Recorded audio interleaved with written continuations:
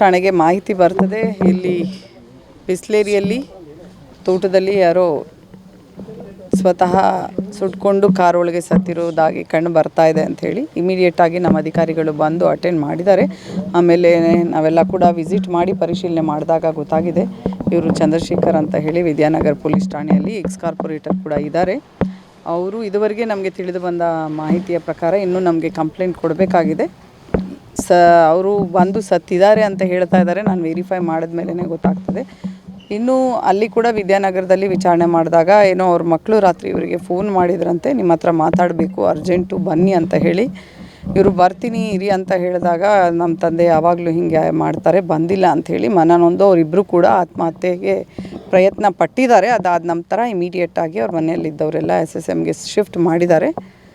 So ಅವರಿಬ್ಬರು ಈಗ ಅಲ್ಲಿ ಚಿಕಿತ್ಸೆಯನ್ನು ಪಡೀತಾ ಇದ್ದಾರೆ. ಇಲ್ಲಿ ಏನಾಗಿದೆ ಅದು ಪ್ರಕರಣಕ್ಕೆ ಸಂಬಂಧಪಟ್ಟಂತೆ ಈಗ ಅವರು ಸಂಬಂಧಿಕರು ಬಂದು ದೂರನ್ನು ಕೊಡಬೇಕು. ಕೊಟ್ಟಾದ ನಂತರ ನಾವು ಅದನ್ನು ದೂರನ್ನು ದಾಖಲು ಮಾಡ್ತೇವೆ. ಅದಲ್ಲದೆ ಈಗಾಗಲೇ ನಾವು ವಿಶೇಷ FSL ತಂಡ ನಮ್ಮ ರೀಜನಲ್ FSL ಏನಿದೆ ಅಲ್ಲಿಂದ ಕೂಡ ಕರೆಸ್ತಾ ಇದ್ದೀವಿ. ಸ್ಥಳ ಪರಿಶೀಲನೆಗೆ ಸೋಕೋ ಆಫೀಸರ್ಸು ಕೂಡ ಬಂದಿದ್ದಾರೆ.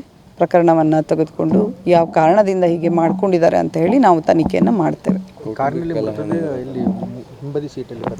ನಮಗೆ ನೋಡ್ತಾ ಇದ್ದರೆ ನೀವು ಕೂಡ ನೋಡ್ತಾ ಇದ್ದೀರಾ, ಅಲ್ಲಿ ಸ್ಮ್ಯಾಶಸ್ ಅಷ್ಟೇ ಆ ಥರ ಕಾಣಿಸ್ತಾ ಇದೆ. ಮೋಸ್ಟ್ ಪ್ರಾಬಬಲಿ ಅದು ಹಿಂದೆನೇ ಅನ್ನೋ ರೀತಿಯಾಗಿ ಕಾಣಿಸ್ತಾ ಇದೆ. ಬಟ್ ಸೋಕೋದವರು ಬಂದು ಪರಿಶೀಲನೆ ಮಾಡಿ ಅಲ್ಲಿ ಏನು ಬೋನ್ಸ ರಿಮೈನಿಂಗ್ ಏನು ಸಿಗ್ತದೆ ಅದನ್ನು ತೆಗೆದುಕೊಂಡು ಫರ್ದರ್ ನಾವು ವಿಜ್ಞಾನಕ್ಕೆ ಕಳಿಸಿದಾಗ ನೆಕ್ಸ್ಟ್ ಲ್ಯಾಬ್ಗೆ ಕಳಿಸ್ಬಿಟ್ಟು ಫರ್ದರ್ ನಾವು ತನಿಖೆಯನ್ನು ಮಾಡಬೇಕಾಗ್ತದೆ. ಒಳಗಡೆ ಟೈರ್ನ ಅವಶೇಷಗಳು ಹೊರಗಡೆ ಕೂಡ ಅದು ಕೂಡ ಎಲ್ಲ ಬರ್ನ್ ಆಗಿದೆ. ಬಟ್ ಅದು ಆಲ್ಟೋ ಕಾರ್ದಾಗಲಿ ಅದು ಮತ್ತು ಏನೇನು ಮೆಟಲ್ ಇದೆ ಅದು ಎಲ್ಲ ಉಳಿದಿದೆ. ಫಸ್ಟು ನಾವೀಗ ಅವರು ಸೋಕೋ ಆಫೀಸರ್ಸು ಮತ್ತು ಫೋರೆನ್ಸಿಕ್ ಲ್ಯಾಬ್ ಅವರು ಬರಲಿ, ಅವ್ರ ಎಕ್ಸ್ಪರ್ಟ್ಸು ಅದರಿಂದ ನಮಗೆ ಕಲೆಕ್ಟ್ ಮಾಡಿಕೊಟ್ಟಾಗ ಅಷ್ಟೇ ನಮಗೆ ಎಕ್ಸಾಕ್ಟಾಗಿ ಅಲ್ಲಿ ಏನೇನು ಉಳಿದಿದೆ ಏನಿದೆ ಅಂತ ಹೇಳಿ ಗೊತ್ತಾಗ್ತದೆ.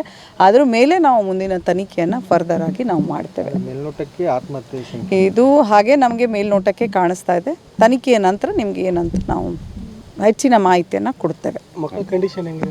ಮಕ್ಕಳು ಕಂಡೀಷನ್ ಮಗಳದು ಸ್ವಲ್ಪ ಕ್ರಿಟಿಕಲ್ ಇದೆ ಹೇಳ್ತಾರೆ, ಮಗ ಬೆಟರ್ ಇದ್ದಾರೆ ಹೇಳ್ತಾ ಇದ್ದಾರೆ. ಹೌದು, ಅವರು ಹ್ಯಾಂಗಿಂಗ್ ಮನೆಯಲ್ಲೇ ಸೀಲಿಂಗ್ ಫ್ಯಾನ್ಗೆ ಹ್ಯಾಂಗಿಂಗ್ ಮಾಡ್ಕೊಂಡಿದ್ದಾರೆ ಅಂತ ತಿಳಿದು ಬಂದಿದೆ.